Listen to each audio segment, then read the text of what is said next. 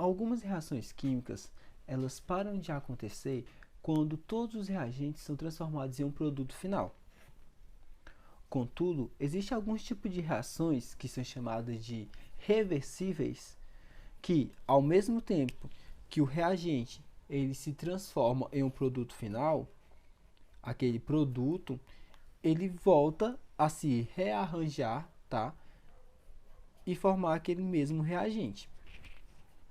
Então, isso daí é chamado de uma reação reversível, quando aquele meu produto final, ele começa a voltar a ser um dos reagentes.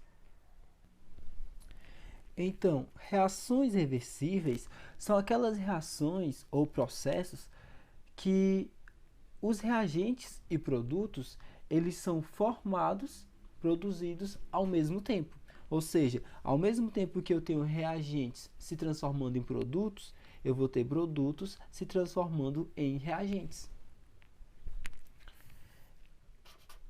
E essas reações, que são chamadas reversíveis, elas são representadas quando eu tenho duas setinhas.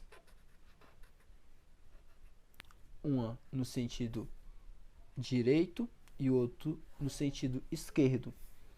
Então, quando eu tiver uma equação química, uma reação química, e eu tiver aí duas setinhas indo uma para um lado e outra para o outro, eu sei que se trata de uma reação reversível.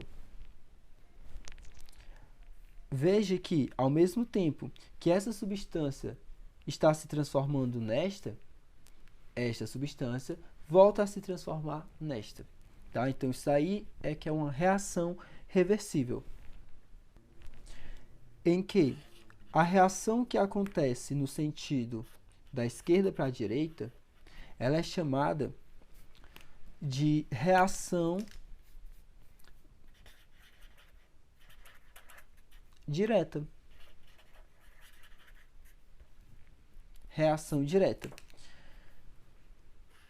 E a reação que acontece no sentido da direita para a esquerda, né, essa setinha da esquerda para a direita, ela é chamada de reação inversa.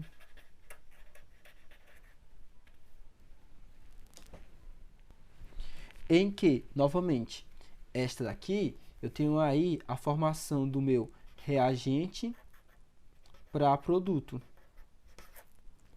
E nesta aqui, né, eu tenho aí a reação, no caso do meu produto, se tornando reagente. Como a gente viu durante o estudo da cinética, que ocorre que as reações químicas ela apresentam velocidade de acontecimento. E quando se trata do equilíbrio químico, existe um momento em que a taxa de desenvolvimento, a taxa de produção, ou no caso a velocidade das reações, tanto no sentido direto quanto no sentido inverso, elas se tornam iguais. E nesse exato momento que se tornam iguais, eu tenho aí um equilíbrio químico. Então, o equilíbrio químico nada mais é quando a minha taxa de velocidade de reação, tanto no sentido da reação direta quanto no sentido da reação inversa, elas se tornam iguais. Na natureza, no nosso dia a dia, a gente pode ver, por exemplo, isso acontecendo na camada de ozônio.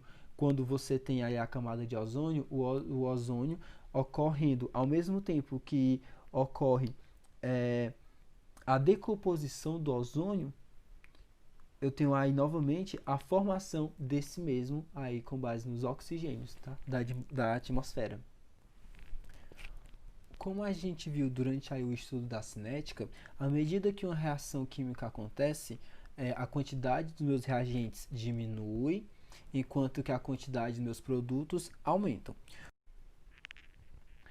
Como a gente viu aí no estudo da cinética, à medida que uma reação química acontece, a quantidade, a concentração dos meus reagentes ele diminui e a quantidade dos meus produtos aumentam.